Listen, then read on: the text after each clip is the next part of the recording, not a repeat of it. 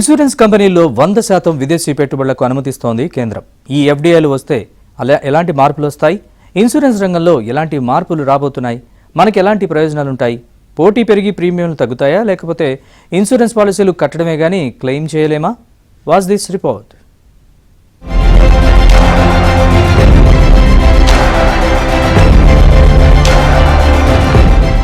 బీమా రంగంలో విదేశీ ప్రత్యక్ష పెట్టుబడులు ఎఫ్డీఐలను 100% పెంచేందుకు వీలుగా కేంద్ర ప్రభుత్వం పార్లమెంట్లో బిల్లును లోక్సభలో ప్రవేశపెట్టింది. కేంద్రం విపక్షాలు తీవ్రంగా వ్యతిరేకించినా ప్రభుత్వం పట్టించుకోలేదు. 2047 నాటికి అందరికీ బీమా సౌకర్యాన్ని కల్పించే యోజనతోనే ఈ బిల్లు ప్రవేశపెట్టారు. సబ్కి రక్షా చట్టం 2025 పేరుతో 1938 బీమా చట్టానికి సవరణలకు బిల్లును ప్రవేశపెట్టింది. తాజా సవరణల ద్వారా బీమా రంగంలో ఎఫ్డీఐ పరిమితిని ప్రస్తుత 74% నుంచి 100%కి పెంచనున్నట్లు బిల్లులో ప్రభుత్వం పేర్కొంది. అయితే చైర్మన్, ఎండీ, సీఈఓ పదవికి తప్పనిసరిగా భారత పౌరుణ్ణి నియమించుకోవాల్సి ఉంటుంది.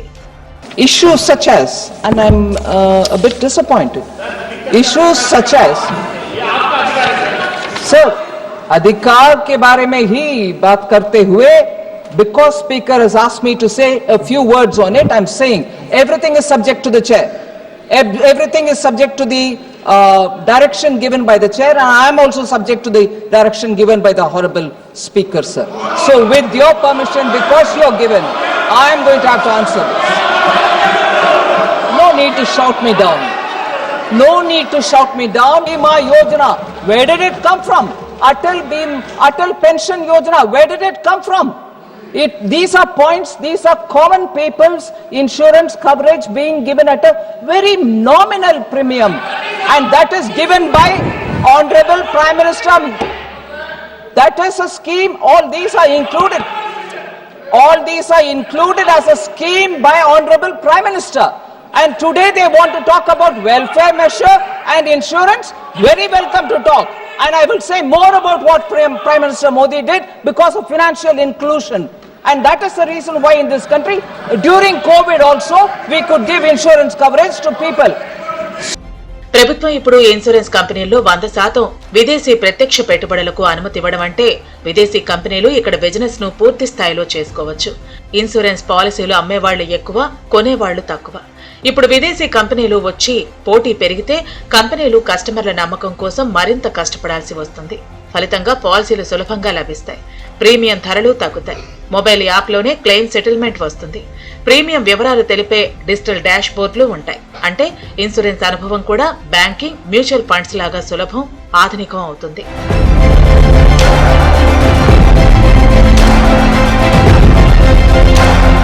ఇప్పటికీ భారత్లో ప్రతి ముగ్గురిలో ఒకరికి మాత్రమే లైఫ్ ఇన్సూరెన్స్ ఉంది. హెల్త్ ఇన్సూరెన్స్ పెద్ద నగరాల్లోనే ఎక్కువ. విదేశీ పెట్టుబడులు ఎక్కువ వస్తే కంపెనీలు చిన్న పట్టణాలు, గ్రామాల్లోకి విస్తరిస్తాయి. అప్పుడు ఇన్సూరెన్స్ కంపెనీలు కొత్త బ్రాంచ్లు, కాల్ సెంటర్లు, మొబైల్ ఏజెంట్లు ఏఐ సాయంతో త్వరగా పాలసీలు ఇస్తాయి. అతి తక్కువ సమయంలో ప్రక్రియ పూర్తవుతుంది. విదేశీ కంపెనీలు వస్తే మన డబ్బు విదేశాలకు పోతుందేమో అని చాలా మందికి భయం ఉంటుంది. కానీ రూల్స్ స్పష్టంగా ఉన్నాయి. పాలసీదారుల ప్రీమియం డబ్బు పూర్తిగా భారత్లోనే పెట్టుబడి పెట్టాలి. బాండ్లు, ఇన్ఫ్రా ప్రాజెక్టుల్లో ఇన్వెస్ట్ చేయాలి. కాబట్టి మన డబ్బు మన దగ్గరే ఉంటుంది.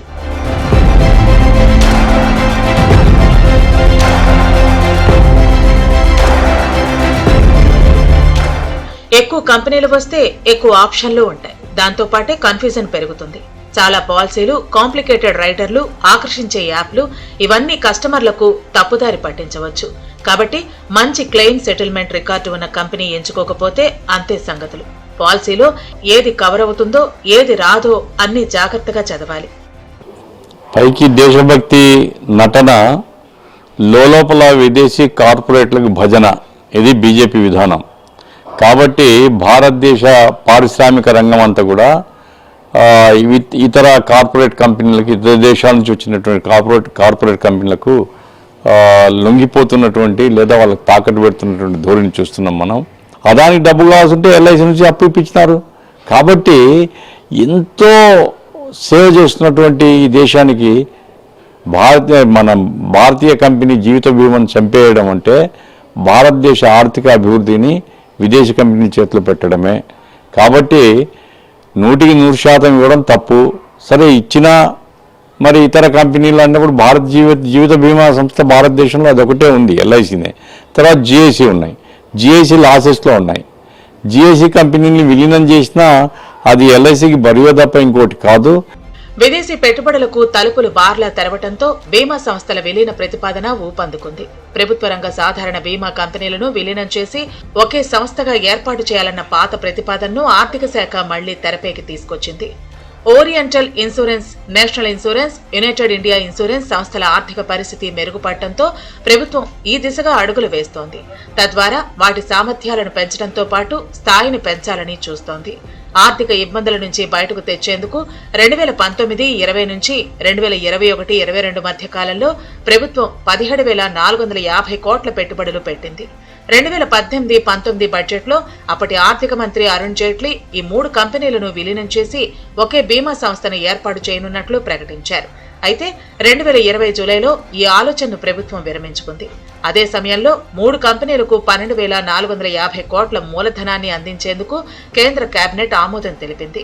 తాజాగా సంస్థల ఆర్థిక పరిస్థితి మెరుగుపడటంతో మళ్లీ ఈ సంస్థల విలీనానికి ఆర్థిక శాఖ ప్రాథమికంగా మదింపు చేస్తున్నట్లు సంబంధిత వర్గాలు తెలిపాయి.